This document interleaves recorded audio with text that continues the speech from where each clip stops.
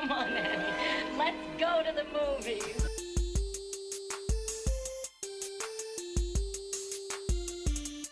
This is the Cinereelists, episode 508. My name is Kyle. My name is James. And my name is Zach. And we're here to talk about movies, movie lists, and movie obsession for the next hour or so. Merry Christmas, guys. Thanks, Kyle. Thank you. I know it's a little early. We're not quite there yet, but Merry Christmas to you too, Kyle. Thank you. Or Happy Christmas for our non-US listeners. Happy. Is that a thing? They don't say Merry? I've never heard that before.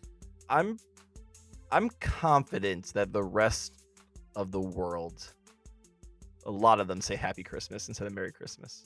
All right. Is this like the rest of the world calls Waldo Wally type of thing? Yeah, something along those lines. Is that true? Oh, yeah. Yeah, where's Wally? Yeah, it's Wally pretty much everywhere else in the world, and it's Waldo in America. I feel like we've talked about this.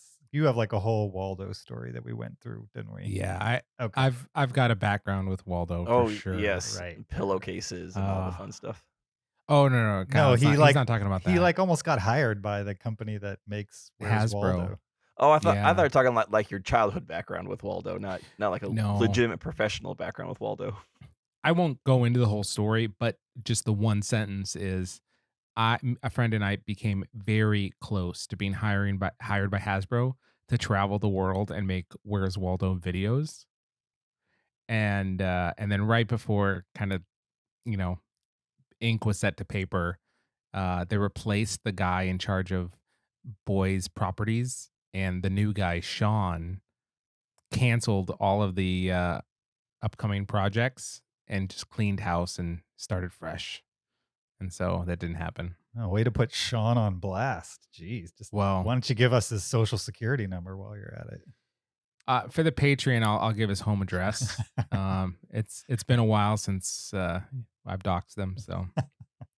I want Sean's side of the story. I feel like there's more to this than right now. No, Sean. According to your Sean's version, side of the story is, I got this new job and I'm gonna just get rid of everything the previous guy was working on and start new.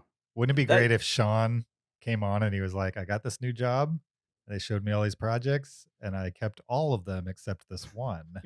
But we told that one that we got rid of all of them just because we didn't want to hurt their feelings. Oh man, you know what'd be great is Where's Waldo videos for kids. They get to watch and they try to find Waldo in the video around the world. Perfect idea. Almost happened. I have a Yeah. Waldo question. Okay. The woman. Yeah. Wenda or Wilma, or is it both? And did they change it? It's both. Okay. And I go with Wilma. I always say the wrong one, and then my son is like, no, it's whatever the other one is, and I don't remember which is which, but I get it wrong most of the time. When I was a kid, I always Yeah. wondered why Waldo kind of looked like a Christmas character. 'Cause he kind of looks like a candy cane. Never thought that. It honestly never occurred to me.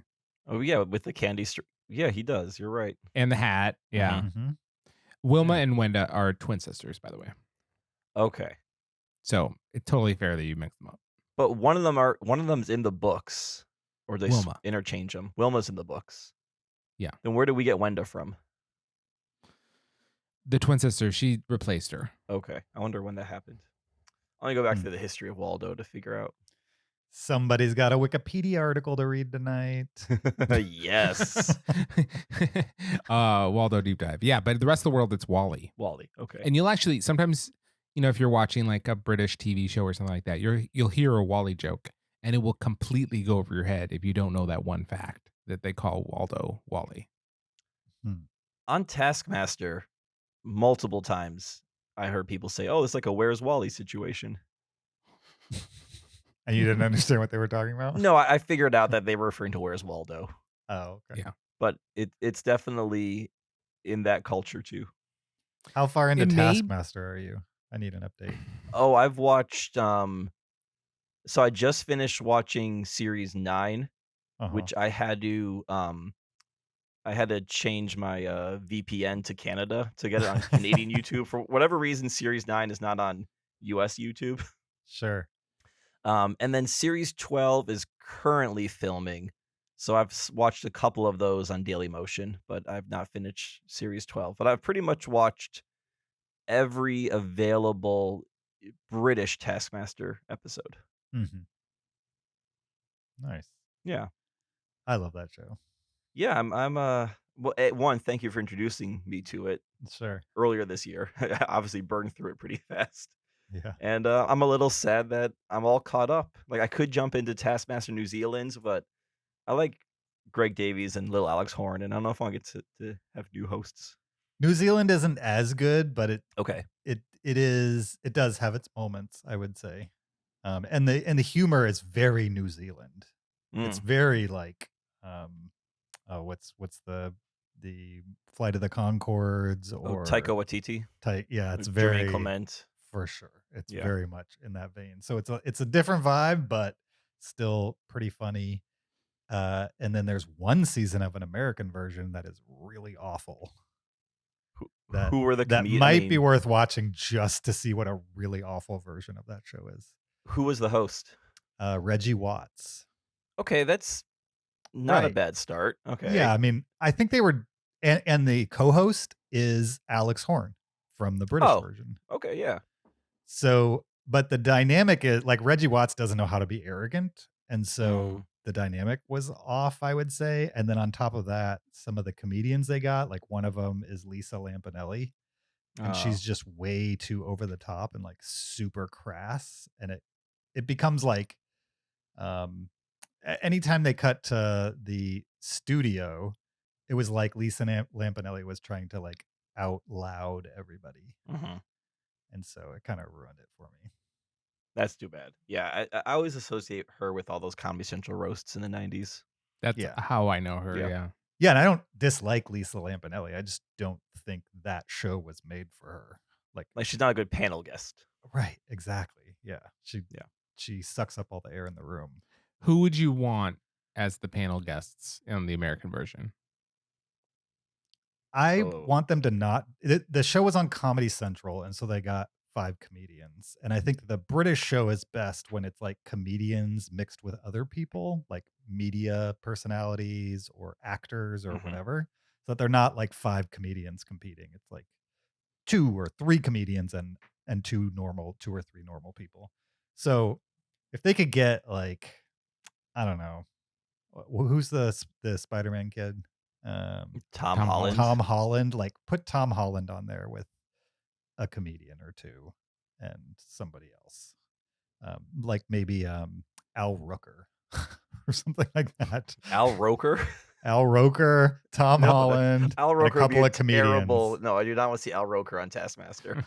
But who's the guy the stand-up comedian who has the easel and he like draws? He flips. Dimitri Martin. Dimitri Martin, I think He could would be work. under. Nathan Yeah. Fielder would be amazing as a panel guest, like trying to subvert every single task type of thing. Yeah, I could see them casting a potentially good version of that show. But I also think wow, that was loud. The main guy, Reggie Watts, he's just if you're trying to duplicate the vibe of the British show, he's not arrogant enough. He just can't do it. No, you need someone who wants to be the king of the room. Like I am the Taskmaster and I dole out the points. Exactly. He's like too lovable for the role. But yeah. You two sure know how to celebrate Christmas. We really do. We really, really do. Happy Taskmaster Christmas, everyone. I mean, speaking of celebrating Christmas, Kyle, I mean, I'm surprised you're even on this podcast. It sounds like you're still hungover. No, my head is not hungover, but my voice is. You mentioned before we got on that you went to an ugly sweater party. Is that what you said? I did. Did you win? I have. Well, this was a little toned down this year. Okay. So I have when I was a teacher, one of my teacher friends started like, an ugly sweater party casually in like 2012, whenever they were kind of like taken off. Maybe 2013, somewhere around there. I can't remember exactly. And it was like, 10 people came over. We all went to St. Vinny's. We bought like an ugly vest and like hung out and, had drinks and called it a night. And then it just kind of evolved every year to get bigger and bigger, and the costumes got more planned out and over the top. Mhm. My wife and I, one year, I think it was 2017, we earned the Lifetime Achievement Award Mhm. because like we always just came with incredible costumes. Um, Last year, obviously, we did not do the Ugly Sweater Party because it was COVID. It was December and there was no vaccines yet, so we're just like, we're not going to do it. And Mhm. then this year, the host decided to bring it back with kind of the original group. So it was small again, but still a really good time. Nice. But it's not a competition. Nobody wins. This year was not a competition. Previous years were competitions. Hmm. Yep. Sure. Nice. Zach, you ever won a ugly Christmas sweater competition? I've been to ugly sweater parties, Mhm. but not ones where there were prizes or competitions. Mhm. Sure. Oh yeah, Yeah. we had categories one year of like most extravagant, most ugly, um, most like just extra pieces. Like one year, I took an old tuxedo and just started putting like glitter paint on it and like bedazzling it all over and just making it as gaudy as I could. Hmm. And then throughout the night, little bedazzles were all over the floor on people's socks. I'm sure they loved that, vacuuming those out of the carpet. Yeah. Nice. All right. Do you guys want to talk Christmas movies? Oh yeah. I would All love right. to. Well, we're not going to yet. We're going to do a little bit of housekeeping. First off, there's a video version of this podcast on YouTube. Just go to YouTube, type Cinereelists, REEL with an S on the end. And you can watch the podcast while you listen to it over there. You could also follow us on Patreon, patreon.com/Cinereelists. Support the podcast there, get extra after show audio, amongst other things. You could leave us an Apple podcast review. We appreciate all of those, 5 stars only. Or you could send us a listener email to heyguys@cinereelists.com. Leave a comment or send us a comment, a question, a movie suggestion, any of those types of things. We got one a week or two ago with a movie recommendation in it that's related to this episode. Zach? Yeah. I'll read it when we get to that pick. Oh, okay. I don't even remember which one it is, so you'll have to like interject. Okay. Oh, I do I can remember handle it. I do I can remember handle it. All right. I'll try to remember it if I don't, stop me. Okay. Well, we're gonna read an email later on. Stay tuned. Yeah. Is it Gotta get that yours? gotta You'll get that find listener out. retention in. Later on in the episode, we will read an email. Guaranteed. All right. Well then let's jump into the movie goodness. This is a little bit of a tradition, somewhat, on the podcast. Maybe talking about Christmas movies is a tradition. We've never, oddly enough, I don't think we've ever done like a top 10 Christmas movies episode. We haven't. Just Yeah. a straight top 10. One of these years when we don't find the time to watch them, I'm sure that'll be the backup, probably. But there were years when you watched 10 new Christmas movies Yeah, and ranked totally. those. Those were the years. Those were the years. Yes. Yeah. That was Not a feat. anymore. I can't believe we did that at one point. Yeah, so what we did this year is the same thing we did last year, which is between the three of us, each of us picked a Christmas movie that we had never seen, and we forced the other two people to watch it as well. And so this episode, we're going to talk 3 Christmas movies that none of us had ever seen, and we'll let you know how they are, starting with our first movie of the week. It's a movie that is on HBO Max. It's titled 8-Bit Christmas. Here's a clip.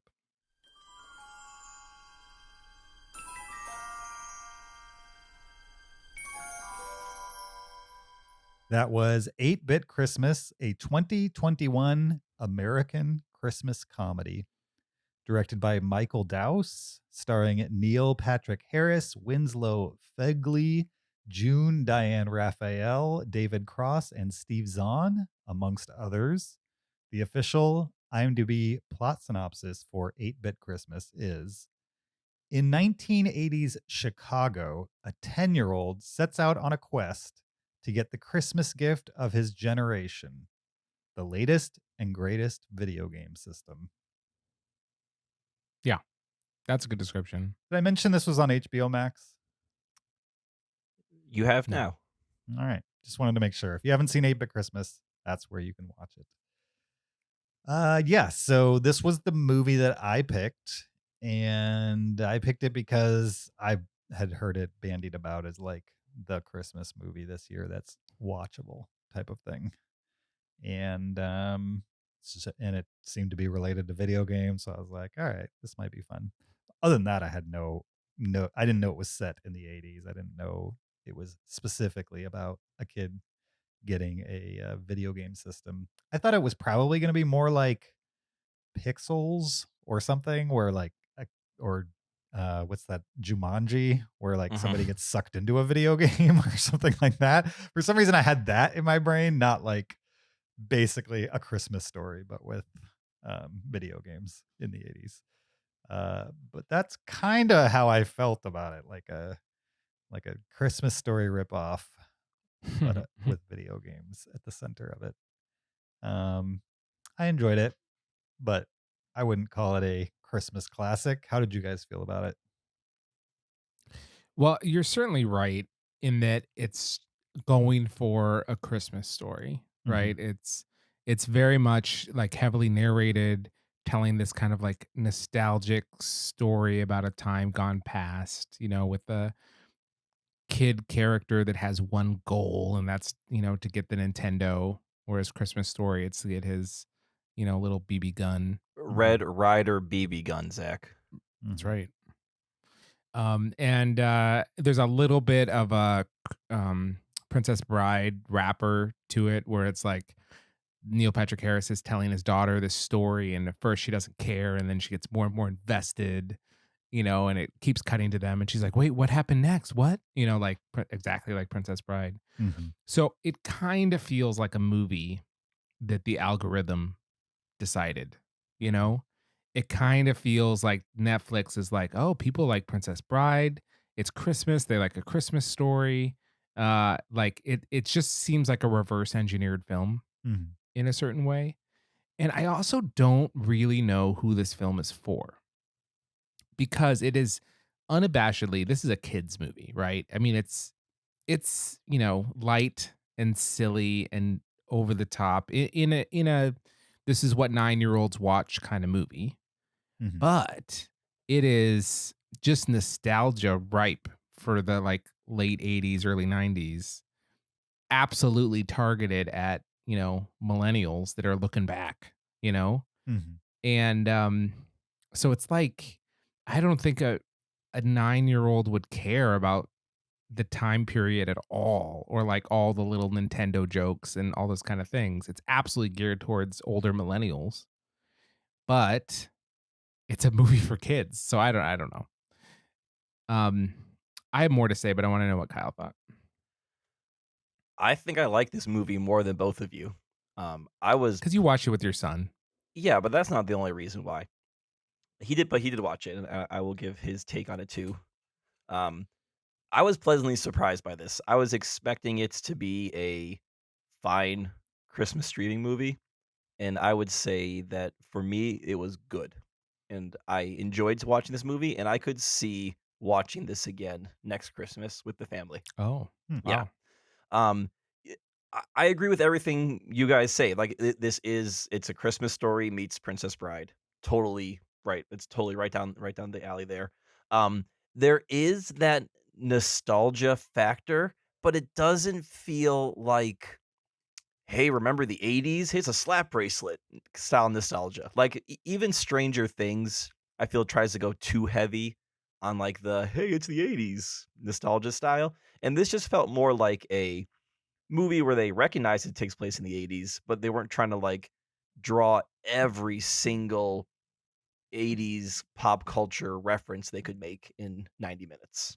Mm-hmm. And it was more, to me, it was more subtle things. Like it's a movie where you have a group of kids trying to accomplish something, which we saw a lot in the 80s, like Goonies was obviously a prime example of that.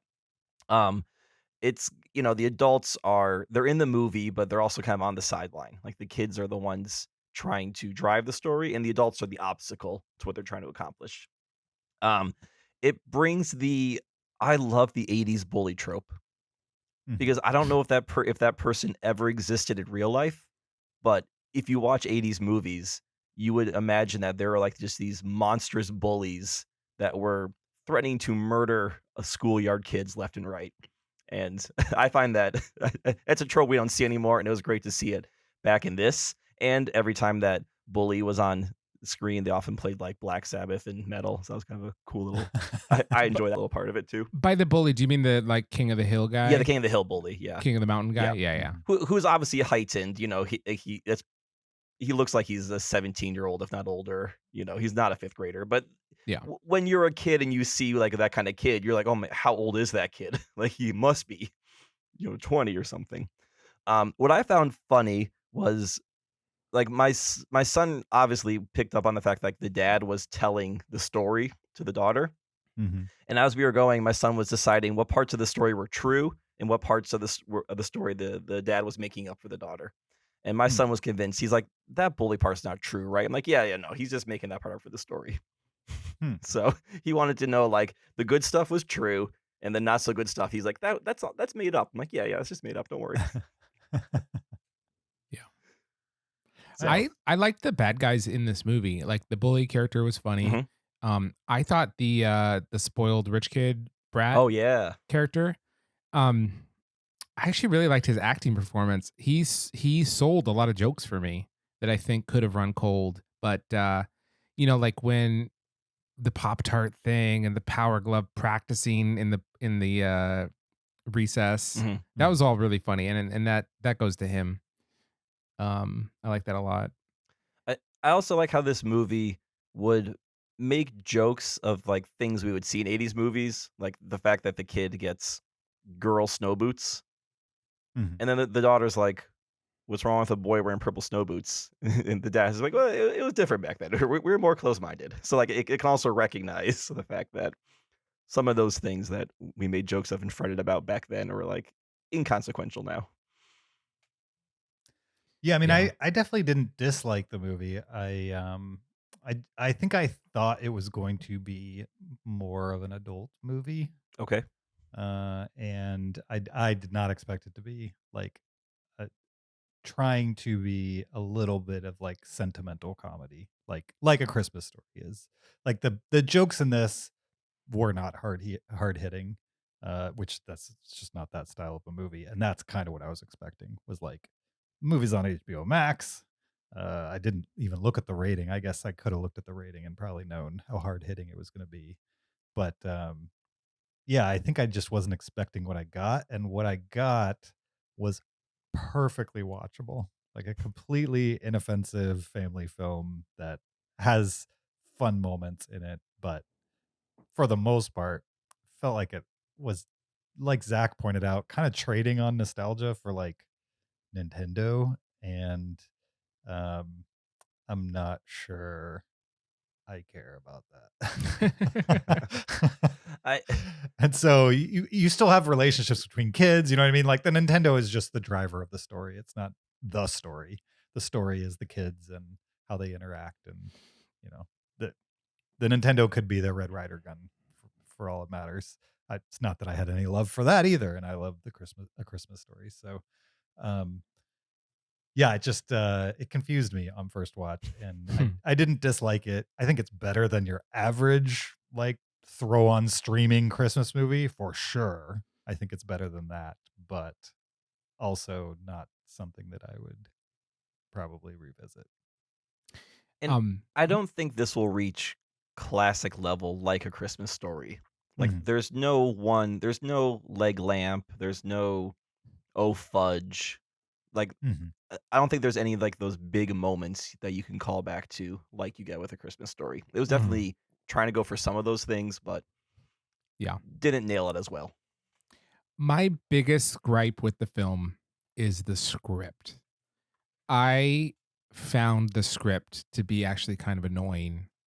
I- In what, like, often. you need the dialogue or the plot? Like, what do you mean by the script? Not the plot. I was Okay. happy with the acting. I liked the characters. I liked the plot, the premise, all of that. The script was so overwritten. Um, and it just I'll give you one example. So many times in the movie, I started writing them down and I stopped because it happened so often. Everything that Neil Patrick Harris said was all or nothing. It was always something never happened, something always happened. This was the first time this thing ever took place. Like everything he said was like that. So like out of the 6,000 cookies my mom baked, we had never actually eaten a single one. Mm-hmm. You know, there had never been a snow day in our town. Like it was it was just everything. I mean, everything was turned up to 10 or down to 0. And like in the span of like 2 minutes, I wrote down 8 examples of that from Neil Patrick Harris's dialogue. Hmm. And the whole movie is like that. And kind of once that clicked in my head, like, oh, it's doing that, it it felt very lazy writing to me. And then I'll say the second thing about the script is it didn't trust its own jokes. So it would always hammer them a second time. So there would be something that would be legitimately funny, and then it would tell the same joke 2 or 3 times. And it did that multiple times in the film. And the example I'll give is he has a huge crowd of people, of kids outside of his house to see the Power Glove, and including one of the teachers. Mhm. And that was legitimately funny when it cut to the teacher and it's like, oh, the teacher's there as well. And then it kept cutting to him without more of a joke, just the same joke, Mm-hmm. because it didn't want you to miss the fact that it was funny that the teacher was there too. Hmm. But they didn't keep upping the joke or changing it. It was just, don't miss out the fact that this teacher being here is hilarious. And it's like, oh, they just beat a dead horse. And there were several jokes like that they would do that. So the writing was a little bit too overcooked for me, but I really like the actors, the characters, and the plot, the premise. All of that was great. I In- just wish they toned down some of that writing. In response to your script comment, I guess for me, like, I noticed that too, that it was like, we always, we never, a lot of those were used. But that sounds to me like the way someone might tell a story, and especially if they're really trying to like sell the story, right? Where, yeah, I mean, in real life, was there a snow day? Probably. Had they had a cookie before? Most likely.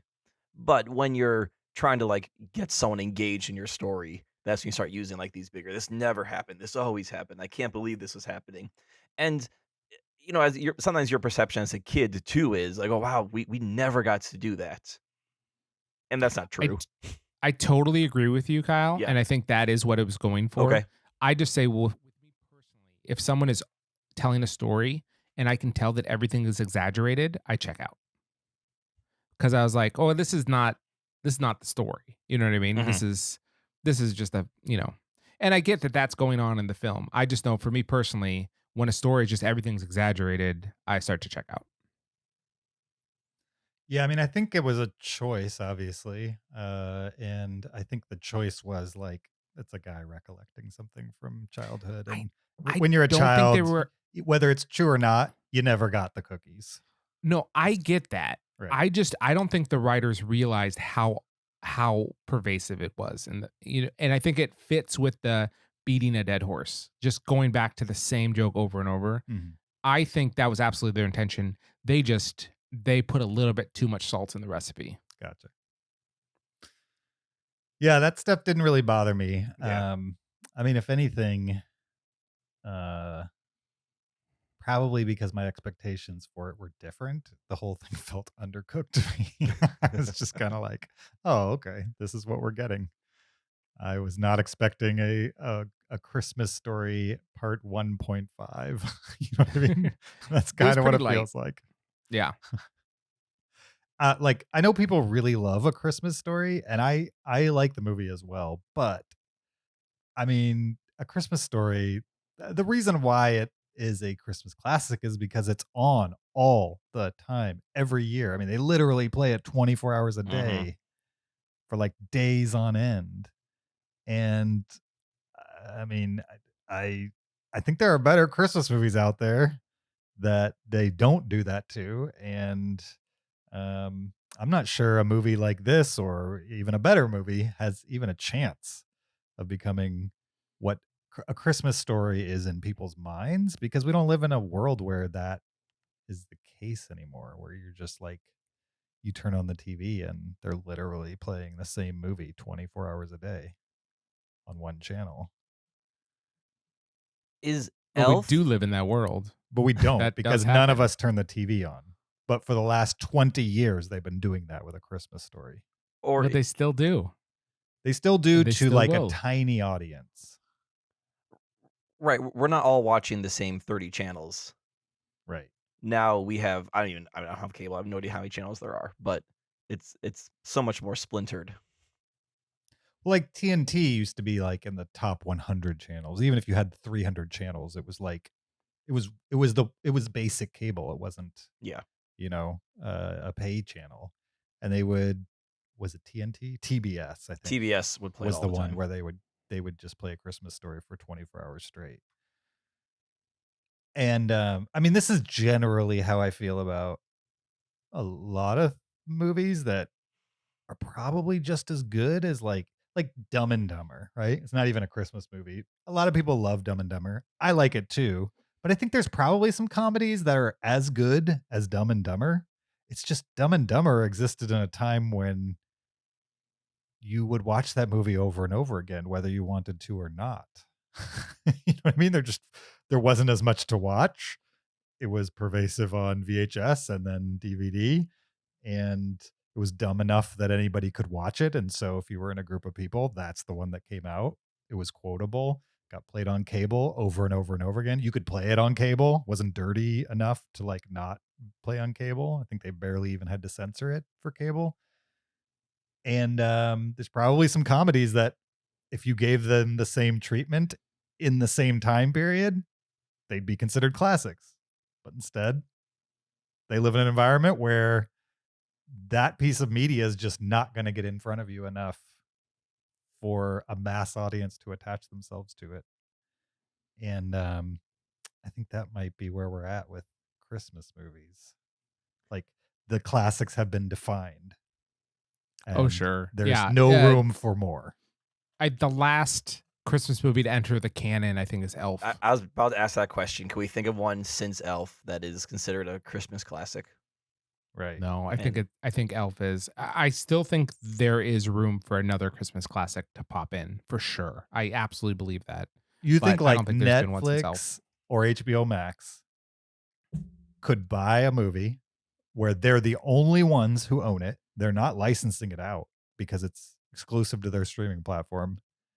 And people will opt in to hit play on it year after year. I think Netflix could pull that off. I think they have the audience. Or Disney. Or true, or Disney. I don't think HBO Max could do it, but I don't know. Netflix or Disney could pull that off. The question is, I don't see why not. can they force it in front of people, or can the algorithm hit it the right way where enough people watch it and then want to watch it again? I don't know. It remains to be seen, I guess. Literally remains to be seen. All right. I don't think they can. I think it has to be one of those things where you turn on the TV and it's on, and then you're, oh, okay, I've seen this before, I'll watch it again. No, That's passive versus like, oh, remember that movie I saw once last year around Christmas? I'm gonna remember what the name of it is. Go track it down and hit play on it. That's totally different than flipping channels and like 24-hour of A Christmas Story. Like, you literally cannot miss it unless it's at commercial break. But it's like, it's playing If all the time. HBO Max is smart, then they will look at everyone who watched Ape at Christmas this year and will Mhm. put it in front of us in a year from now. Hmm. And I think I don't know if this is the movie, but I think it is possible. And if this is the movie, I can't wait till we play this back in 5 years whenever it's talking about 8-Bit Christmas as the next Christmas classic, and James is like, never gonna happen.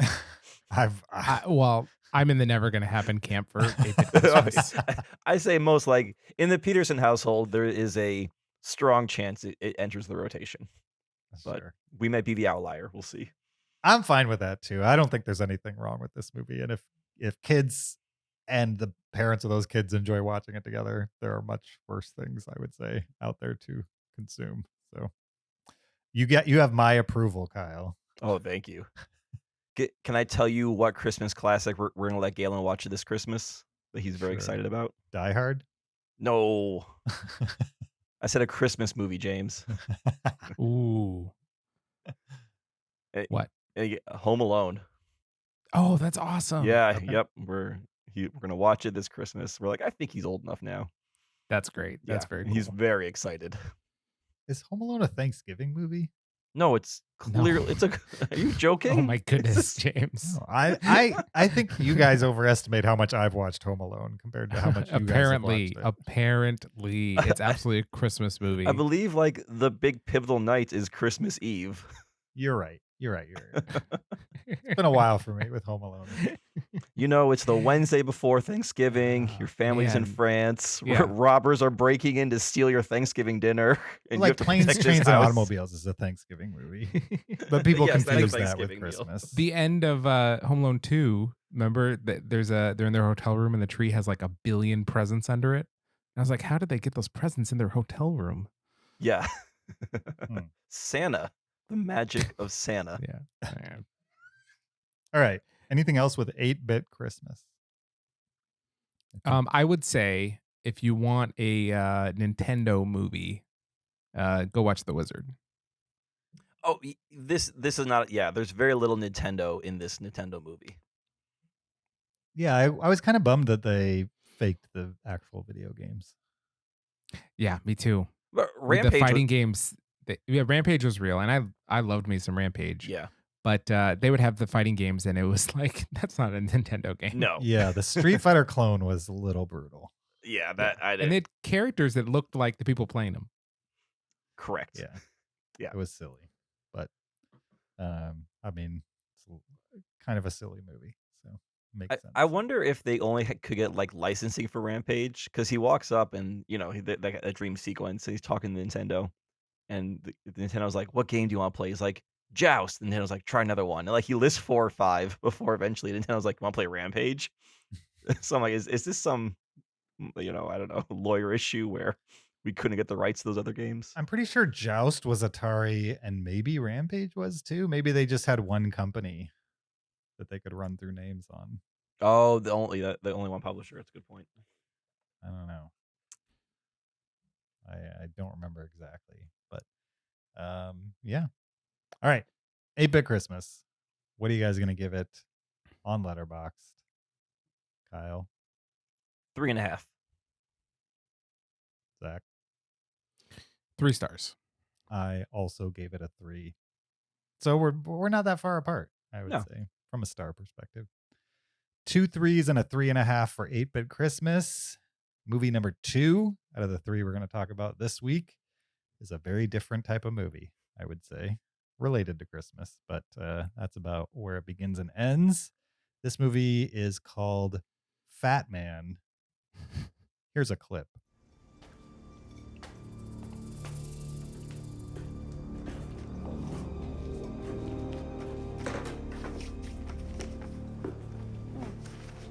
You know, I've never lost a science competition.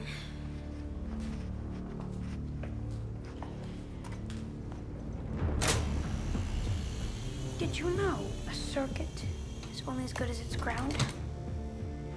Billy, I thought that your science... 12-volt car battery. Might not kill you, but it'll make your teeth chatter. You're gonna return. That was Fatman, a 2020 American dark comedy action film directed by Isham Nelms and Ian Nelms, co-directors, also co-written by them, starring Mel Gibson and other people. Mel Gibson, Walter Goggins, Eric Wolf, and Marianne Jean-Baptiste. The official IMDb plot synopsis for Fatman is: a rowdy, unorthodox Santa Claus is fighting to save his declining business. Meanwhile, Billy, a neglected and precocious 12-year-old, hires a hitman to kill Santa after receiving a lump of coal in his stocking. Spoiler alert. I don't know if neglected and precocious is the best way to describe Billy. The kid's an a-hole. A rich a-hole. Yeah. A sadistic young Ben Shapiro. This is the second movie that kind of had the rich, spoiled brat, theme going on. Sure. True. This Yeah. one's much more evil, though. Yeah. I mean, he hires a hitman. Yeah, like this is a 10-year-old who's got Yeah. a hitman and speed dial. So Yeah. But does he not look like distractingly similar to Ben Shapiro? He did kind of look like a young Ben Shapiro. Well, I haven't watched enough Ben Shapiro to know like how close, but the haircut and the Mhm. shape of the face, I agree. But Ben Shapiro kind of looks like a man boy anyway. He does. He's got that giant forehead. Yeah. Anyway, so Fatman, This was Kyle's pick. This was definitely Kyle's pick, and it came out last year, and I think we ignored it. Did we even talking about this one? I don't remember. So I don't know if you remember last year. I had you watch the trailer for this movie on Patreon, Mm-hmm. Yes. Blind hoping watch. to get an incredible James reaction, and that And you got landed with a nothing. thud. Yeah. You got nothing. I wasn't into So- it. I don't remember that. I mean, I think the trailer ended, and you're like, "Huh, Mel Gibson is Santa." Like that's what you got from that trailer. Yeah. I since then I've heard more about the movie, and I heard Mhm. like it's not anything amazing, but that it's No. interesting, and that it's maybe not as cheesy as what I remember of that trailer being. And so I was into it. It probably isn't something I would have put on if it hadn't been assigned to me, but I wasn't mad about the recommendation before I saw it. And I wasn't mad about it after I saw it either. I enjoyed it. It's all right. It's not going to blow anybody away at all. In fact, it's probably, for as much as Mel Gibson, I don't like him on a personal level, the guy can act, and he's acting the crap out of this ridiculous role he's taken. And it's kind of fun to see somebody who's far more skilled than what is required, I would say. And Walter Goggins is the same way, as kind of Yes. like the evil headhunter. And both of them are just way too good for what this movie is asking from them. And at times the energy they're putting into it is comical. And I think that's intentional. It was hard to tell sometimes whether that's intention, if they're trying to play it straight and they're trying to get good performances out of these two guys, or if they're making fun of the fact that the performances are like too heightened for what's actually going on paper in this movie. I don't know.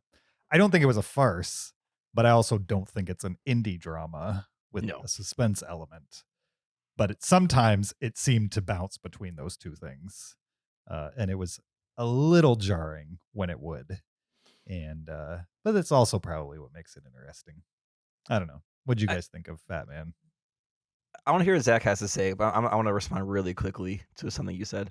Okay. I got the impression that Mel Gibson and Walter Goggins knew the movie that they were in Mm-hmm. and were hamming it up, and the rest of the cast did not know what movie they were in and were playing it much straighter.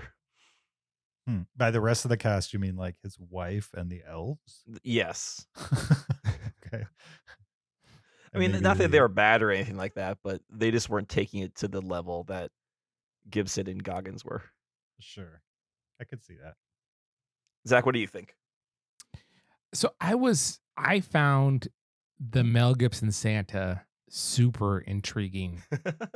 Like We just got little breadcrumbs of backstory and personality traits and just the interesting mix of interests and attitudes that Mhm. we haven't seen in Santa.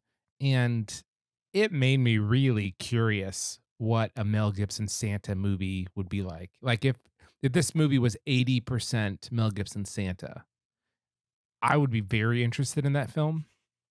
Like if it was the Santa Claus but Mel Gibson and not a comedy or something, Mhm. I'd be very interested. When you have the elves and the military contract and all that, I'm super uninterested. It was just uh unimportant to me. It was just silliness, you know what I mean? It's just silly. When we had the boy character Billy, um yeah, he was just his part of the movie was played for such broad comedy. Mhm. Like it was just so broad that it was hard to enjoy because again, he's just a comically evil little kid, right? That is cool with kidnapping people over minor slights. And I just found the Mel Gibson Santa parts way more interesting than the Billy character parts. And it was a 50-50 movie. Like it shared kind of both their things. Walter Goggins was kind of the connective tissue. And I agree that they knew the assignment, Mel Gibson and Walter Goggins. And then the Billy character and the elves and the not FBI, the military. I don't know. It's just it was a movie that just felt very surfacey, except this highly developed Santa Yeah. that left all these interesting little tidbits, you know?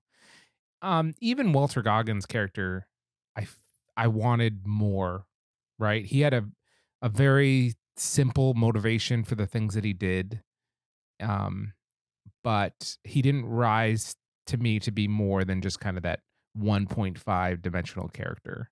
I would have loved him to go more. Kind of like who's the bad guy in Leon the Professional? Jean Gary, Reno. Gary Oldman. Oh, Gary. Gary Yeah. Oldman. I wanted to see a Gary Oldman from Leon the Professional performance Mhm. here. Just unhinged. You know, Nicolas Cage I want in this film.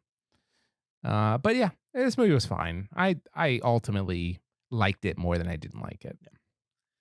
Yeah, I also this didn't like the movie did I didn't ding the movie for these things, but I think it could have been more interesting if you had left a lot of the warehouse stuff and the elf stuff in the background and like insinuated that without actually showing it. You could talk about military contracts, but you don't have to show guys show up in, Humvees and stuff like that. Um, you could just insinuate all these things or like have the characters talk around them. And then I don't know, there was something about having Santa Claus like be as far into guns as he was that just like I understood that like Santa has become jaded and the rest of the world is, into this and is a dark place. And so Santa's become a dark guy who has to protect himself type of thing. And it just felt like you could have told that story, but also been like, this is the last guy to hold on to that guns are bad, you know what I mean? Or something like that. And then in the end, he protects himself without the use of something like that. I don't know. Maybe I'm just too steeped in like anti-gun propaganda, but it just felt like there's a way to like relate this back to Santa Claus and make him like the one character who wouldn't do that at any cost type of thing. Like he's given up all these other things, but this is like where he draws the line on like how bad Santa will sink type of thing. Um, and they start the movie and he's already sunk that low type of thing. And I don't know, just felt it's a pretty nihilistic movie, I would say. So I think maybe if there had been like a redeeming quality to Santa, even though he was depressed and already beaten down, if like in the end he could have had a positive quality in the end, other than what happens. I don't know if we can spoil this movie, but what the end result has nothing to do with Santa Claus being a good guy. Like, he doesn't win because of the spirit of Christmas. He wins for other reasons, and it's Because he okay. has super healing. Yeah. Because he's Wolverine. Yeah, I mean, so like during this movie, I was drawing parallels to Elf hmm because Elf is the same idea of like Christmas spirit is dying. We need to bring Christmas spirit back. But Elf being like the fun family movie is let's send a little man child to bring back Christmas spirit. And hmm in this movie, right, Santa Claus has given up. He's like, well, I can't bring back. I don't know how to bring back Christmas spirits, and I'm also going broke while I'm at it because apparently Santa needs money, which I thought was interesting. Right. Yeah, I mean, just I've never seen. We've seen a lot of the world of Santa movies and like how would this work in a real world quote unquote situation. And I do agree the backstory was kind of fascinating with the Santa. hmm I Mel Gibson is obviously an actor I struggle with because as a kid he was in so many of my favorite movies and he has a lot of baggage, especially from like the last 20 years. But he was good in this, and I was enjoying Mel Gibson Santa as much as I don't want to enjoy Mel Gibson because as a person, I don't think he's a good person, but hmm he was fun in this one. I can't lie about that. Um, I actually was kind of interested in the whole military contract thing. Hmm. I like the idea of if we have to have a Santa who has to draw income and isn't making it on making toys anymore because Christmas spirit is down. Like, well, how else can I do it? Oh, I have to you know, contract with the military. The elves and all that I didn't need, but I also felt like this being an action movie, they wanted to have big shootouts, and they probably didn't want to show a bunch of elves being killed because this movie's not that dark. So hmm they're like, well, how do we get other disposable? Okay, we'll have the military there, and then we can have a big military shootout. So it felt kind of convenient for the action, but I thought it was an interesting idea of, if Santa does have this magical workshop where he can, create anything year round, like why would it be used for toys? Why wouldn't it be used for weapons or something like that? hmm Yeah, I mean, it's like I said, I wouldn't ding the movie for what it's not. It just felt like your best assets were Walter Goggins and Mel Gibson. Oh And yeah. so anything you could do to keep them on screen and have them play a cat and mouse, and then in the end give you a little bit of like Christmas spirit wins out in the end, even if it's like just a small glint. I think that's the movie Mhm. for me. You know what I want to see? Kind of blending your two films. Mhm. I want the military to approach Santa. This is a period piece. This takes place 10 years ago. Okay. The military approaches Santa and says, look, we really, really need to find Osama bin Laden. I'm about to say, is this a Bin Laden movie?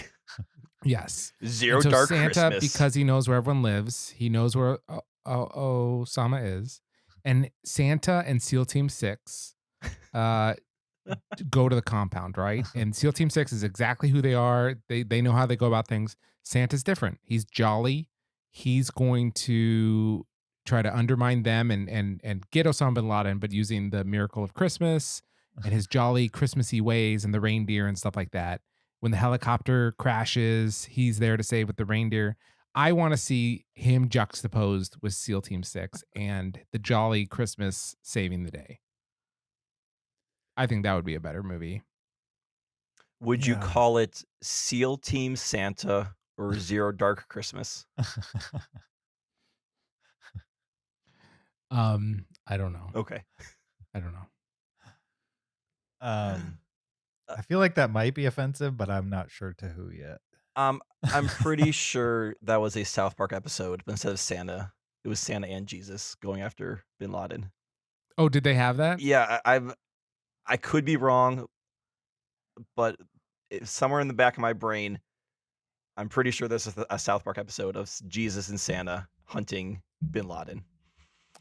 That's interesting. I've never actually watched a full episode of South Park. Oh, really? That does not surprise me. It's not really my bag. I don't know why this is reminding me of this. What did you just say, Kyle? What did you just bring up? South Park. South Park? Jesus. Okay, this is why. Because I just watched South Park. like earlier today. There's an episode. There's like a hour-long episode called South Park Post COVID on HBO Max right Hmm. now. And I haven't watched the South Park episode in probably 10 years. It's Yeah. been a long time. And for some reason, I was like, all right, I'll start this. And if it's not doing anything for me, I'll stop. And I watched all of it, and I thought it was really funny and really interesting. It's like they literally start the story 20 years after COVID ended. So all the kids are grown up now, and they Oh. all have to go back to South Park and like have a reunion, and they've all like aged 20 years, and they all have different political opinions and like all this other stuff. And all the stores in South Park were named uh like Pets Super Plus, or like Hospital Max.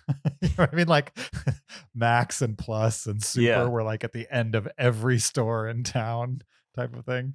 It was funny. I enjoyed it a lot. Um it's weird that you brought up South Park. I just watched that. I don't think we've It's ever talked about South Park on this no, podcast. South Park is not something I think about anymore. I don't watch them, but Yeah. I watched enough of those in high school and college where I've got a pretty strong knowledge, at least back then. What was weird, and I don't know if this is the general tone, is like I remember them being super crass and really fast paced, like old South Park, Hmm. and that is not what this was. It was odd, but I dug it. I would watch more 90-minute specials if this is how they delivered them. They also had a joke where everybody in town, they're in town because Kenny died, and so they're attending a funeral. And so everybody in town gets quarantined in town because there's a new variant, the Delta Express Plus variant shows up. And so they get quarantined in town, and they can't leave until everybody's vaccinated. And there's one person in town who hasn't gotten vaccinated. So they figure out who that one person is. And then they're grilling him as to why he didn't get vaccinated. And he's like, I have a what do you call it when you're like, oh, he has an allergy to something, and they're like, what? He's like, shellfish. And they're like, oh, so you're not vaccinated because of your shellfishness. And he's like, Oh, yes, jeez. my shellfishness. And they just keep making that joke over the Yeah, course of an hour, that that's like very they much a can't South leave Park thing. town, they can't just leave the plot, basically, because somebody's being shellfish. It was great. That sounds like a classic South Park joke, the Yeah. shellfishness, and just keep it going. Right. Yeah. For sure. All right, back to Fatman. Anything else to say about this movie? I have a couple observations, notes. Zach, do you have anything Okay. else? A terrible title. Yeah, so I counted the amount of times they called Santa Fat Man. Was it 2 or 3? 5. 5. 5. So forced. And I was like, where did Fat Man come from? And Christmas music is playing all the time. And then Santa Claus is coming to town. At the very end, they say something like, that big old fat man in the red coat. So in one song, he is referred to as a fat man, but didn't obviously catch on. So I was trying to figure out like why they keep calling Santa Fat Man. Is this something that they used to do, and where does this come from? And it is in a song. At one point, Walton Goggins is he's doing jujitsu to work out some aggression, which is fine. Like a lot of people work out and go to jujitsu if you're got some stress. But he's being a real jerk about it, like breaking people's arms. And if that guy was at jujitsu school, he would get kicked out. Like no one would be like, "Oh, my bad, I broke an arm." There's a song from 1954 called "The Fat Man." Really? It's a Christmas song. Can you guys hear this? No. Can't hear it. All right. I found the image of Walter Goggins cross-country skiing with all his Hitman stuff hilarious. I don't know why. There's something about like this guy like with like the rifle and the ammo, and then on cross-country skis slowly going across the ground. That made me laugh. Sure. And then finally, can you tell me the name of Walter Goggins' character? It was like this slim man or something. Yeah, I don't think they say his name, do they? In the credits, it's Skinny Man. Skinny Man. All Yep. right. Sure. Oh, and a kid said they want to go to space camp. I mean, they say his name in the movie. They Like- say, okay. Yeah, because Santa Claus says his name. Okay. Yeah, I he does. I just noticed in the credits it said Skinny Man Sure. for the Walter Goggins. But yeah, just the fact that like a kid said they want to go to space camp in the year 2020. Like I don't even know if space camp exists, if that's even on kids' radars. Yeah, doesn't that wanna was go to weird space to me, camp? too. No. What millennial doesn't want to go to space camp? Obviously, all of us. What kid who's 10 right now doesn't want to go to space camp? I don't even know if 10-year-olds know what space camp is. Is there even My still a 10-year-old space will camp? know about space camp. Yeah, there's still a space camp. Is Your there? 10-year-old will know about it, but like, will all 10-year-olds know about it? There's a I there's a don't know. place where you can go where it's like sponsored by NASA, Yeah, and you Yeah, go there space for a camp. week and you stay there yeah, space camp. without your camp. parents. Yeah. It's camp for space. You don't go to space, obviously. Yeah, they have Space Camp, Space Academy, Advanced Space Academy, Space Academy for leading Space Academy Elite, Aviation Challenge, Mach 1, 2, 3, 4, US Cyber Camp, Space Camp Robotics. James, you never heard of space camp? No, It's really absolutely expensive. I have. But Oh, what I'm good. seeing on Google is that it's a day camp, meaning you don't stay there overnight. You go there during the day, and your parents drive you back and forth during the day. So does that mean that there's not Space Camp in your mind? I'm saying space camp in my mind when I was a kid, because this is how they presented it in the movie Space Camp, is like you go to camp and like you're at the camp for a week without your parents around. And you're sleeping in dorms, and you know what I mean? You're at camp and it happens to be space camp. Okay. Whereas Well, the space space camp- camp as it exists, according to Google, of what I'm reading, is more like a day camp. Get dropped during the off. summer. Space Camp is 6 days and 5 nights. Oh, there's different Zach space with the camp. receipts. There's different According to space camp. spacecamp.com. Yeah, but what Now- about spacecamp.gov though? I want the official NASA one.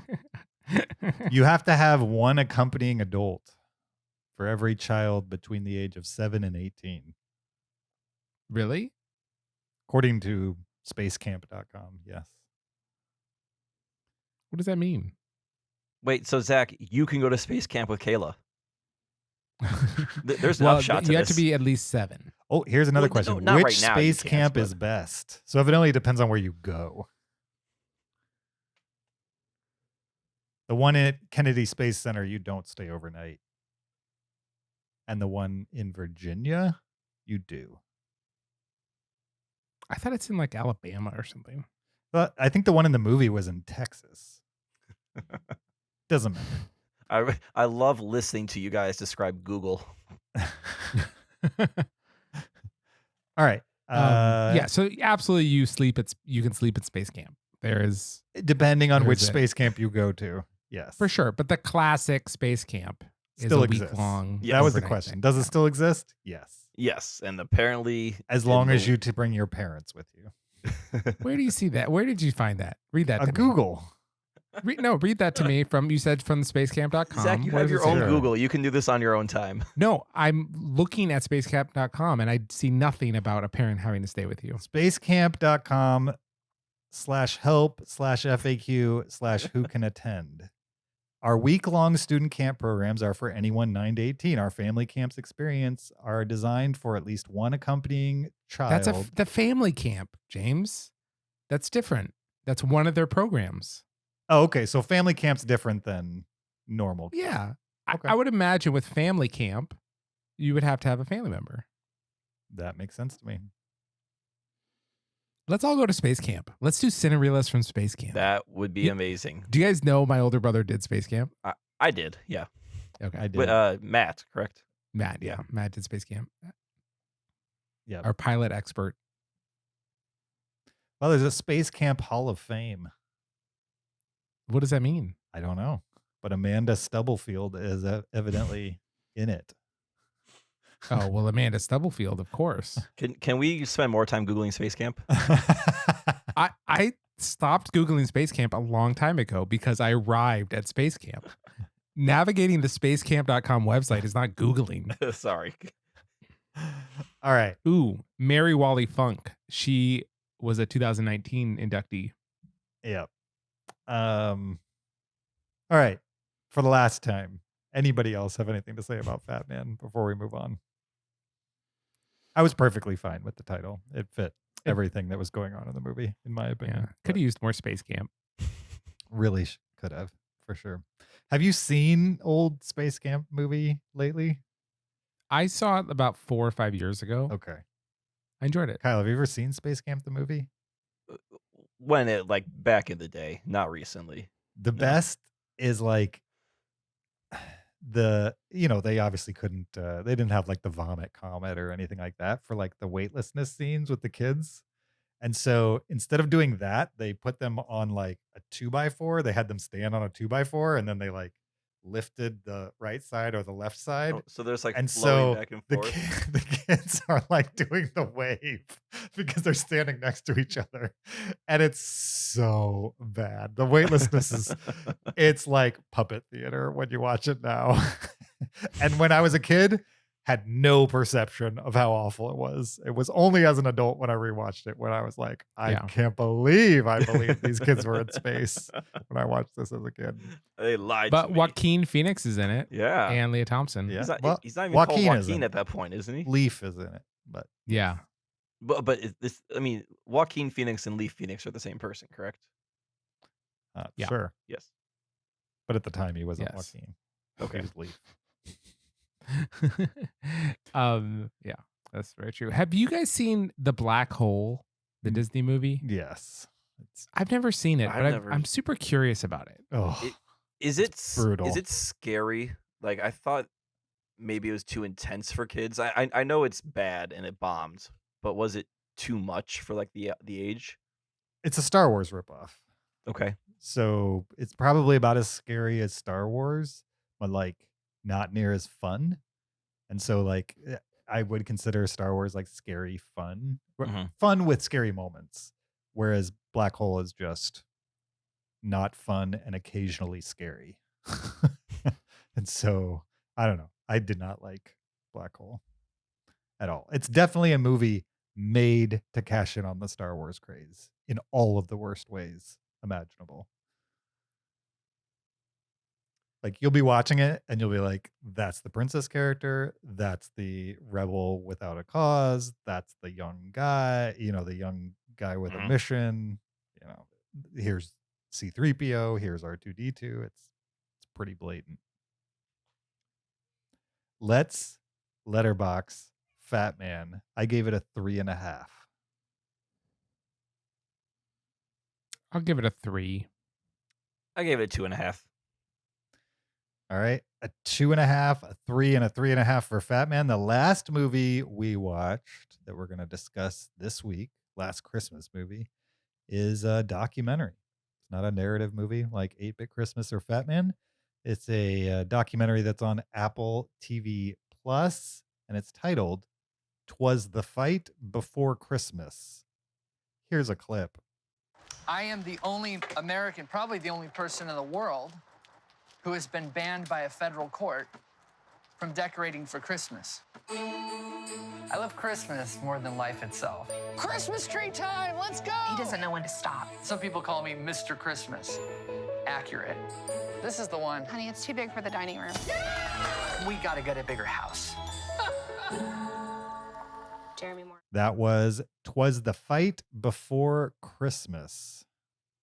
This is a 2021 Christmas-themed documentary directed by Becky Reed, starring Jeremy Morris and his family and neighbors.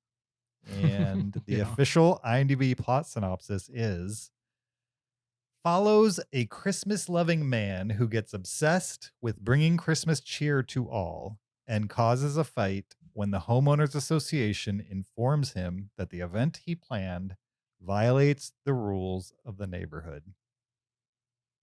Yeah, that's a great plot description. Yep. Now this was my pick Right. for Christmas film that we watched, and I chose it strictly because it was a listener recommendation. And actually, I'm going to read that email now. It's from Marco. He says, "What's up, party people? I wanted to submit my Christmas pick. I recently saw the Apple TV Plus documentary, Twas the Fight Before Christmas. And I have to say that it features the most terrifying movie villain I've seen in a while. I'll leave it at that. It is a really compelling story and totally entertaining. You might want to check it out. All the best, Marco." So we got that, and I was like, well, that's going to be my Christmas pick. I'm totally up for a Christmas documentary with the most terrifying movie villain. And yeah, so we picked this movie. What do you guys think? So I thought this movie was fine. I wasn't mad that I watched it, but for me, there were two things that kind of prevented me from really enjoying it or finding it like that much deeper. Number one, the movie villain, Jeremy Morris. He is a really hard person to be around as you like learn more about him. But Yeah. but he's not interesting. Like he's not a compelling villain. There's nothing it's not like he thinks he's right, but there's not even like a part of him where you can agree with. Like he's just this bully lawyer jerk who wants to do what he wants to do and is gonna sue anyone who gets in his way because he feels like, oh, I'm a lawyer, I have that power, I can sue. And then at the same time, then when people sue him, he's like, why are you being so aggressive? When he's the guy who like comes in guns loaded and then is surprised that people want to fight him. So the more like we spent a lot of time with him in this movie, and the more he's on the screen, the more I'm like, I don't like this guy, and I don't care about him enough to get his perspective. He's a jerk, he's a bully, and there's nothing else to him besides that. That's all I see. That's all I got from him. And that was kind of my kind of complaint with the documentary in general is the plot description. That's it. Like it's a guy who wants to put on a light show and the homeowner association says you can't do that and is them fighting. And there's like what I find a really compelling documentary is when they start following a thread and then something else comes up or they find another, another way of looking into it or like some new information arises. And this movie never has that moment. It really is just watching them go through courts, go through the process of suing each other. And then the movie ends. Mhm. So it's fine, but it's I don't know. I don't think there's a lot unless you want to see a really annoying jerk character or you want to see kind of maybe where this ends. There's not a lot more to this movie than what you're going to get. Like I think you could have done this in 45 minutes or read an article about it.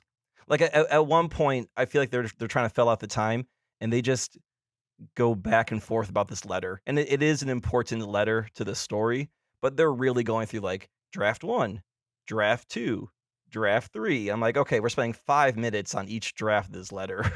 And it felt like a time filler for me. Like we just need to get to our 90 minutes or however long this movie is. Yeah, to me the draft letter part was fine. It was later on when they just kept talking about the bus and the traffic and stuff like that. And I was like, okay, Well, we right, get yeah, this. like, we get how many this. times do you have to see like people on the street in honking cars? Right. Yeah. Right. Yeah. What were you gonna say, Zach? I think that, man, I disagree with Kyle on both points. For me, the fun of this film is that it starts where he's not the villain. Like where this movie starts is he's just a quirky guy that's way too into Christmas, right? He's, chuggy and lame. He's just way too into Christmas and eccentric and, kind of overconfident, and he's going to get this house and kind of feels like he's allowed to do this, and then he's the victim kind of a thing, and then you're starting to like see cracks. And the fun is like it starts with him as definitely not the villain, and he absolutely becomes the villain. And the more you watch, the more solidified that becomes, and the more kind of one dimensional he becomes. I enjoyed that descent, and then it ends with him like wanting to be a senator, and president. And it was just I just enjoyed the flipping of the script because the movie absolutely is told from his perspective from the beginning. And you are not expecting him to come you might not want to like him from the beginning because he's so over the top.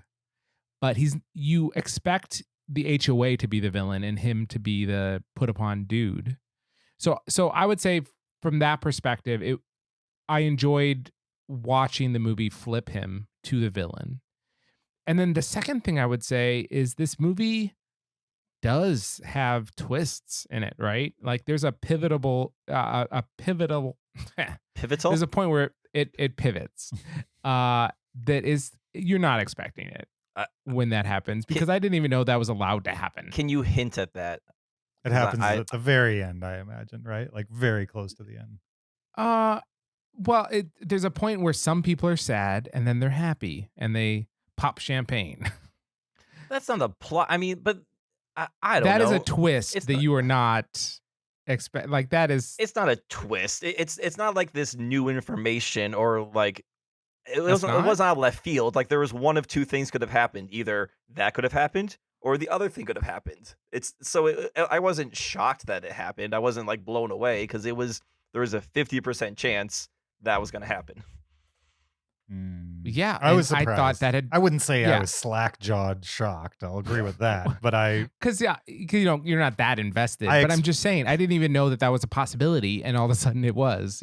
I actually was expecting that to happen. I just wasn't expecting it to happen the way it happened. I think that's what the twist was for me. Okay. Yeah.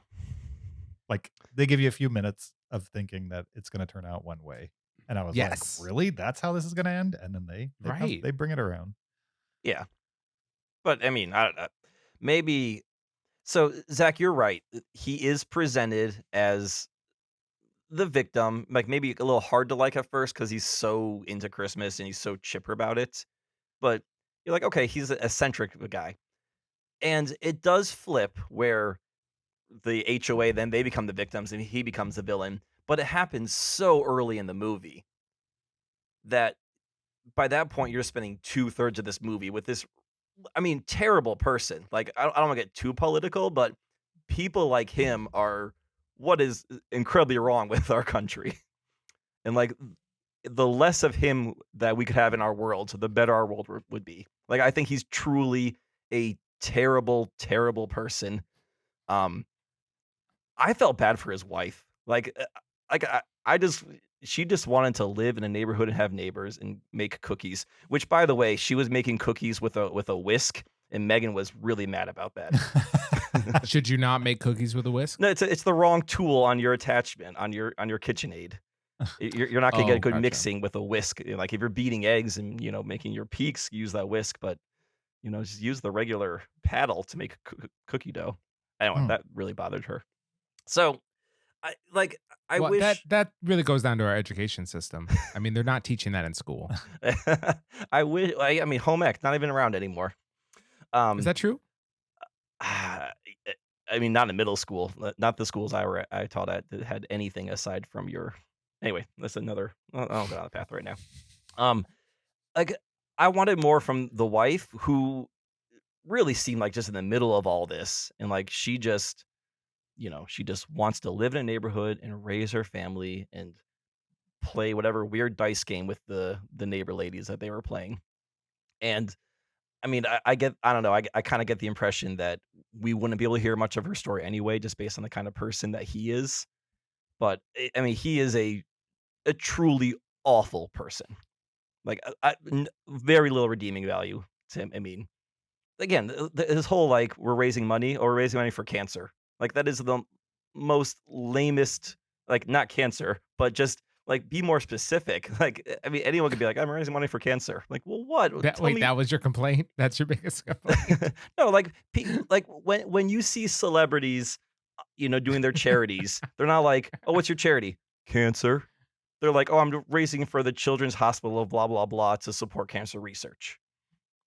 And he's just like, "Cancer. It's for cancer."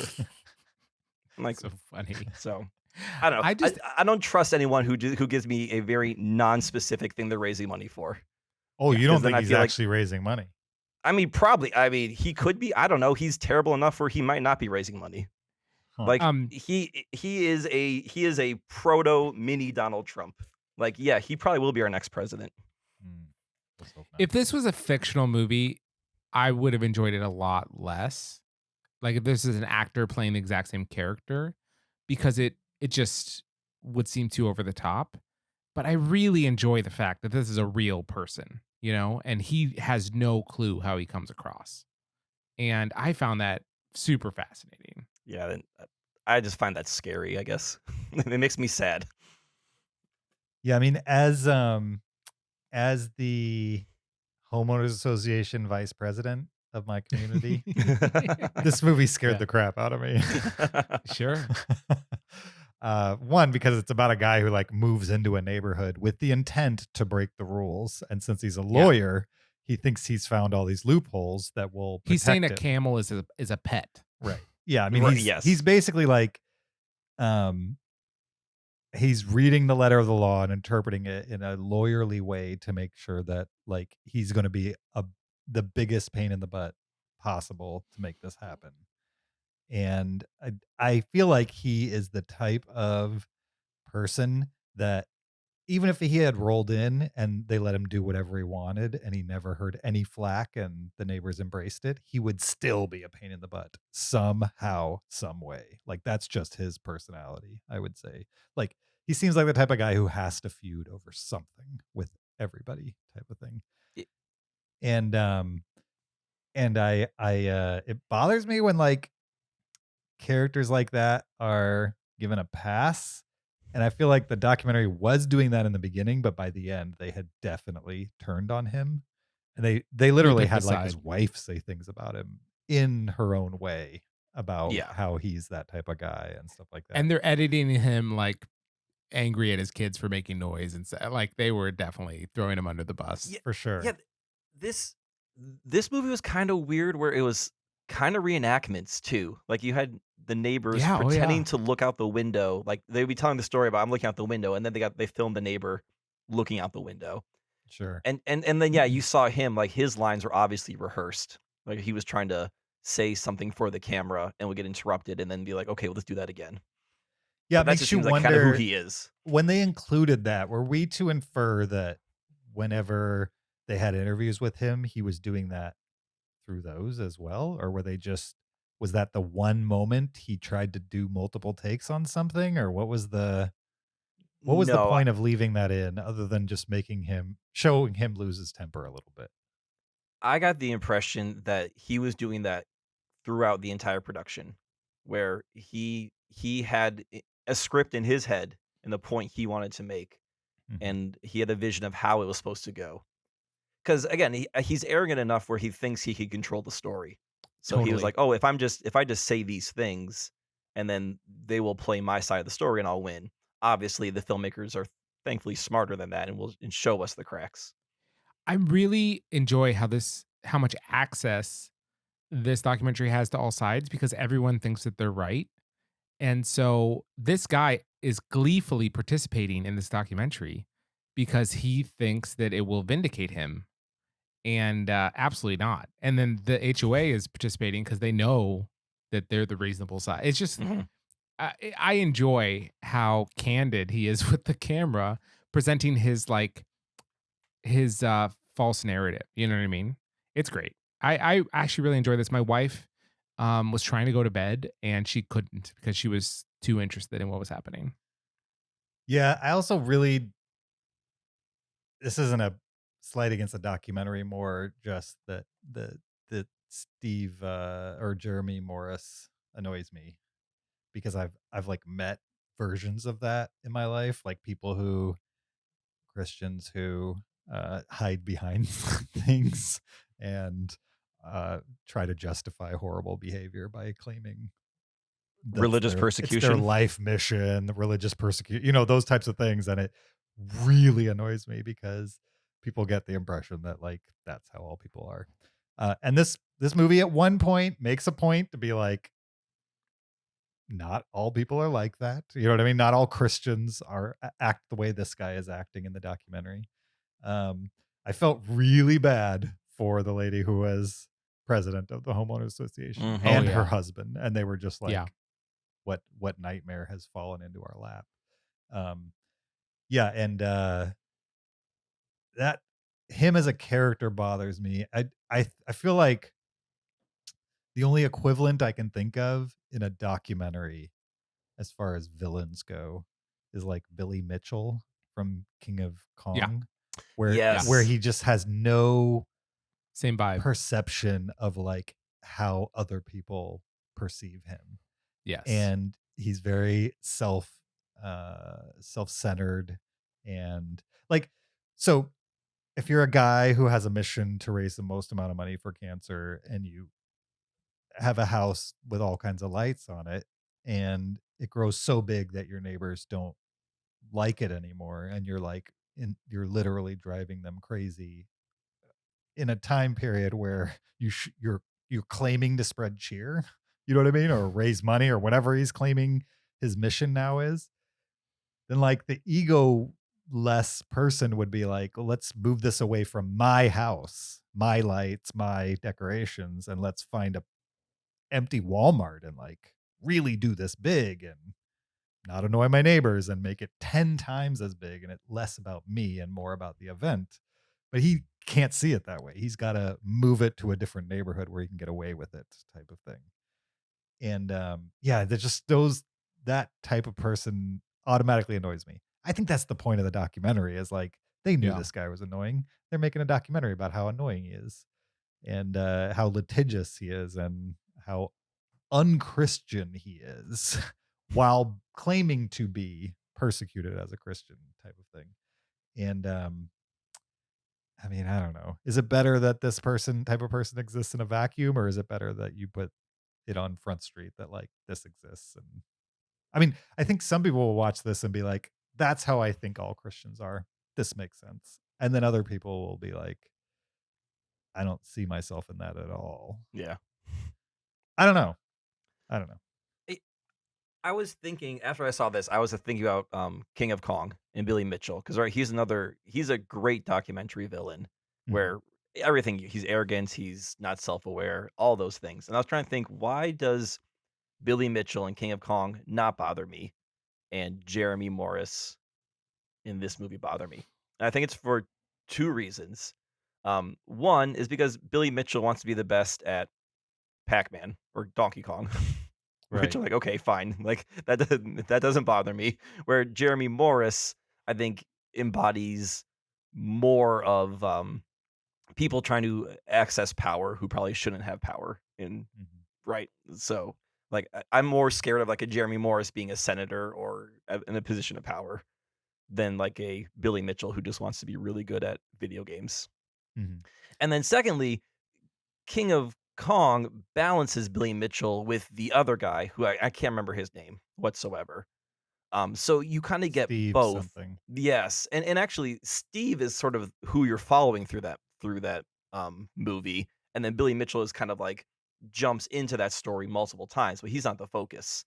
Mhm. So I think I think if there was, for me, if there was less Jeremy Morris and more of another compelling character to follow, I would have been more into this. But the only interesting character is Jeremy Morris, and he's interesting for terrible reasons. I didn't find the neighbors that interesting at all. Like they just seem like small town neighbors.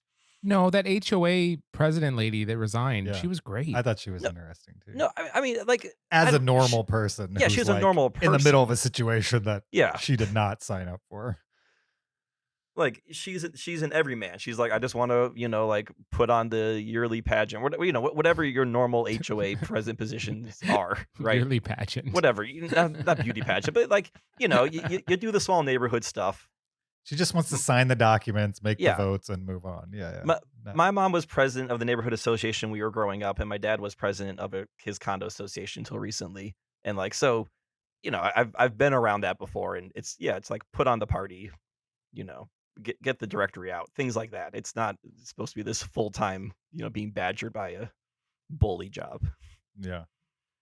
I think what annoys me the most about him, about Jeremy Morris, is that like you spend like 15 minutes of him right up front talking about how much Christmas means to him. Mhm. Yeah. And then yeah. like the next hour is just him doing the exact opposite of what he claims Christmas represents to him. Like he does it to his neighbors over and over and over again, like the exact opposite of the spirit of Christmas, like being gracious with people and giving and sympathetic, empathetic, all those wonderful qualities that supposedly represents Christmas. And to him, that applies to everyone except people who stand in his way, who happen in this movie to be his neighbors. Yeah. Mhm. To those people, I he just- will destroy them to get to the Christmas qualities that he claims he holds dear. He's like from Suicide Squad, John Cena, the peacekeeper. Absolutely. That's I a- will kill every yes. man, woman, and child until pieces. Well, I can't remember what the exact quote is, but No, Right. that is an Yeah. apt comparison for sure.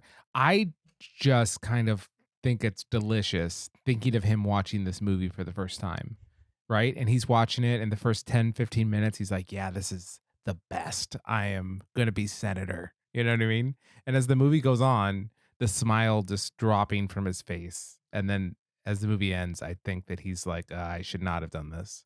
I think No, that's a no. lovely sentiment. I don't think that will be the case. I think It- he has no self-perception. Because he's What- not self-reflective. Yeah. Yeah. I get that. I think he'll be the smile might go away, but He's he'll probably be suing furious the about it filmmakers. because they Yes. depicted him wrong, not because Do you think that he's suing the filmmakers? I wouldn't I'm- be shocked if he I'm did. trying to find that. I don't see anything right now. I imagine that Sure. he will sue them, and I also imagine him watching this with his wife and him yelling at his wife about how wrong they got it, Mhm. like kind of like how they were watching the court live feed. Yeah, I could imagine that too. Yeah, For and sure. right, and he's not being like, oh, I was wrong. Like he's just gonna say like they twisted my words, or that's not how it really went, or whatever it's gonna be. So, Yeah.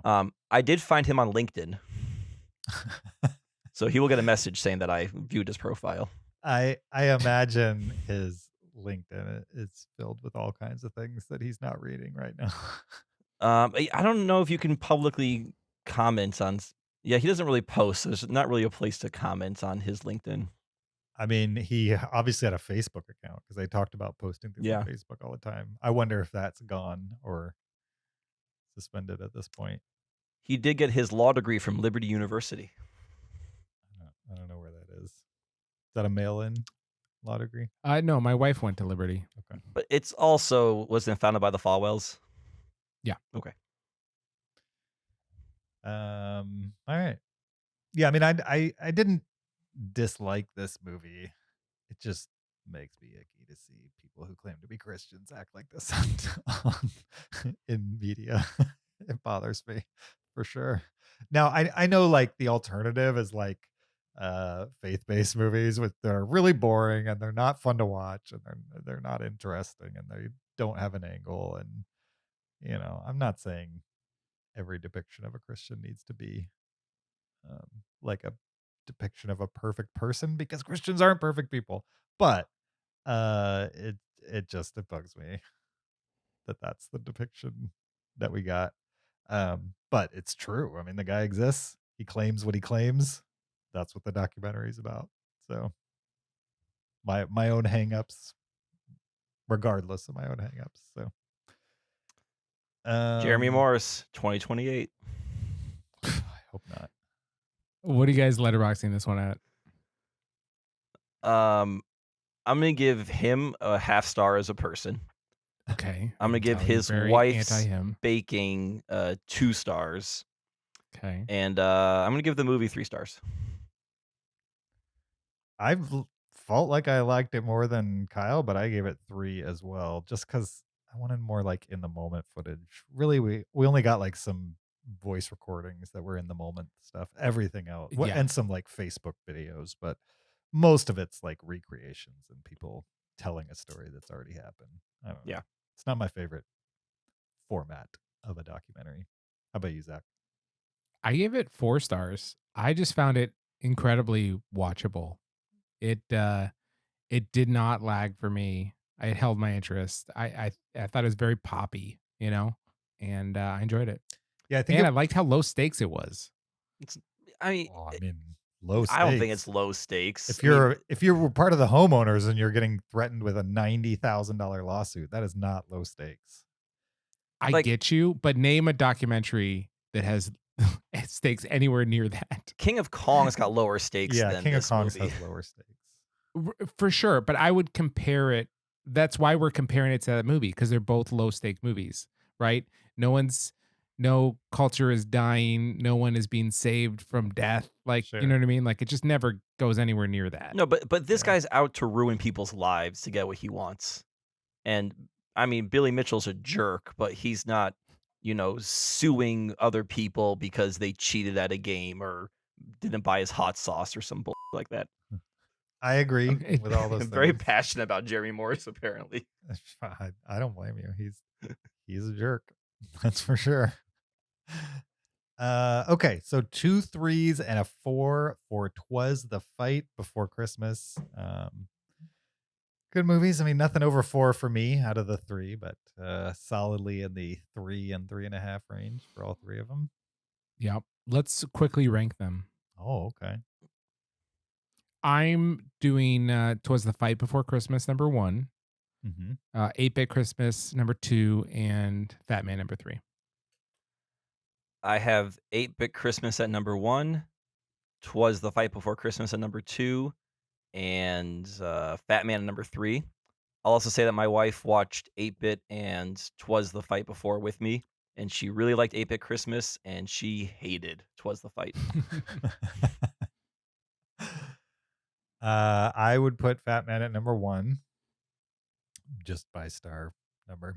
And then 8-Bit, and then probably Twas the Fight Before Christmas. But I didn't hate Twas the Fight Before Christmas. It's just not my preferred presentation for a documentary. So, lots of guns in Twas the Fight Before Christmas too. It's like another Christmas movie where I'm like, why are there so many guns in these things? Why are there 3%ers in this movie? Yeah. Yeah, I watched the trailer before we watched it, and they did a good job of leaving a lot out in that trailer, I would say. I thought it was going to be a little more lighthearted than it was, or that it turned out to be. It got to be pretty devious in the end. That's the character I wanted more of, who I find to be interesting in these documentaries. And that was his friend who was giving him security advisement. Mm-hmm. I'm like, oh, this here is a actual nut job. I want more from this guy. But he's just a, I don't want to say a dumb nut job, but he's not a very calculated nut job. So Sure. Yeah. The movie American. Have you ever seen American Movie? Yes. That's another one where it's like the secondary character is almost more interesting than the first. Is that the best friend? Yeah, the best friend. Yeah. And yeah, there's another character like that in King of Kong, the guy who helps Billy Mitchell with the cheating. I don't remember him. He's not in it as much as he probably should be, but cool. I remember the referee from King of Kong. The referee, Walter Moon. Because they used the same guy for 20 years or something. Yeah. Yeah. I've met Walter Moon. I've met Billy Mitchell too. I have a photo with Billy Mitchell. Yeah, see, Billy Mitchell, I would meet him. I don't. Maybe he's not the greatest person, but I would go to a meet and greet with Billy Mitchell, and why not? But I don't want to meet Jeremy Morris. Sure, Billy Mitchell's been canceled though, I believe, at this point. Oh, is he? Okay. I think he got canceled because he cheated, legitimately. They caught him 100% cheating.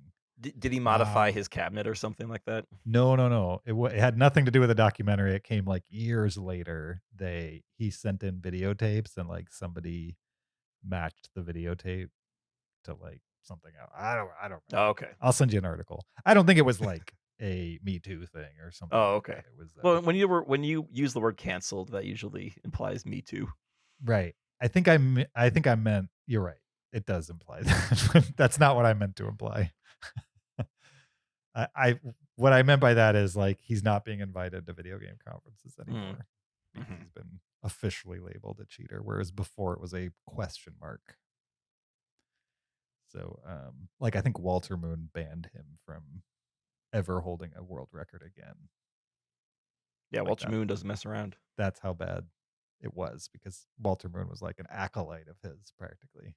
So, all right, that was this year's Christmas movie episode. Hopefully you enjoyed that. Hopefully you heard about some movies you maybe haven't seen and might want to enjoy this year with your family.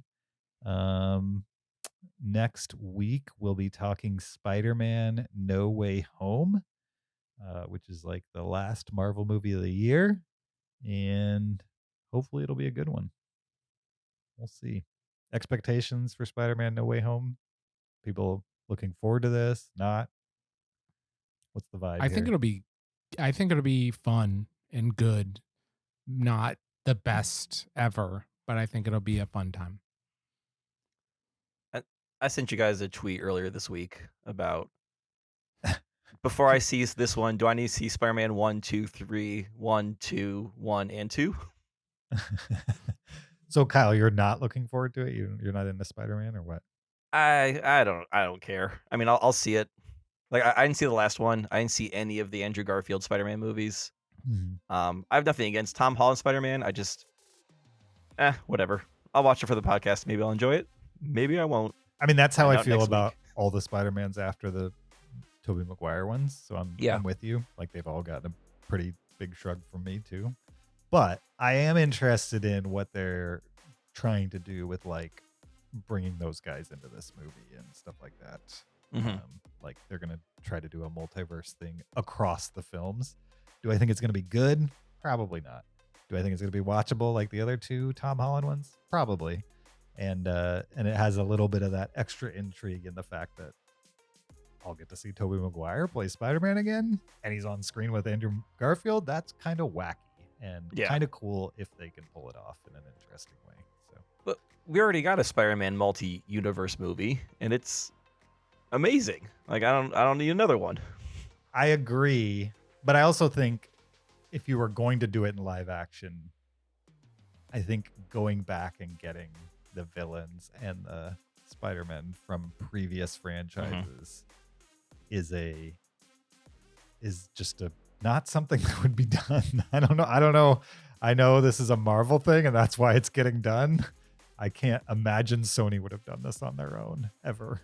I think it's a pretty wacky idea and they actually did it. That's impressive on its own. We'll see if it's any good.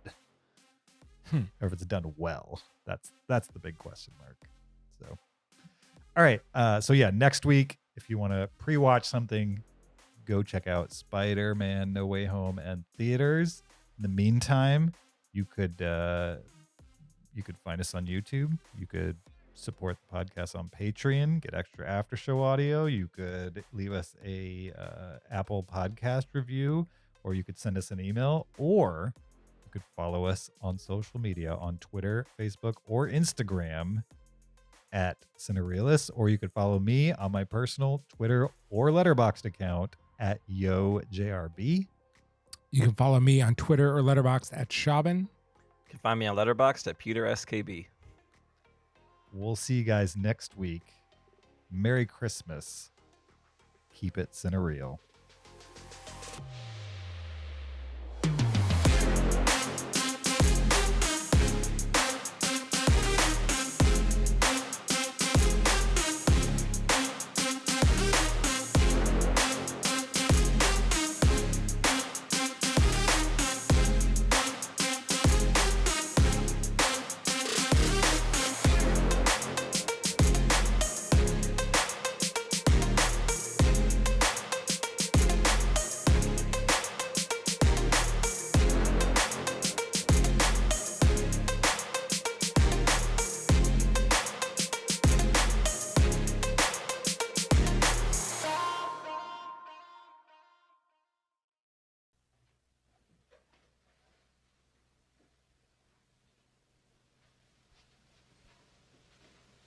You're still here? It's over. Go home. Go.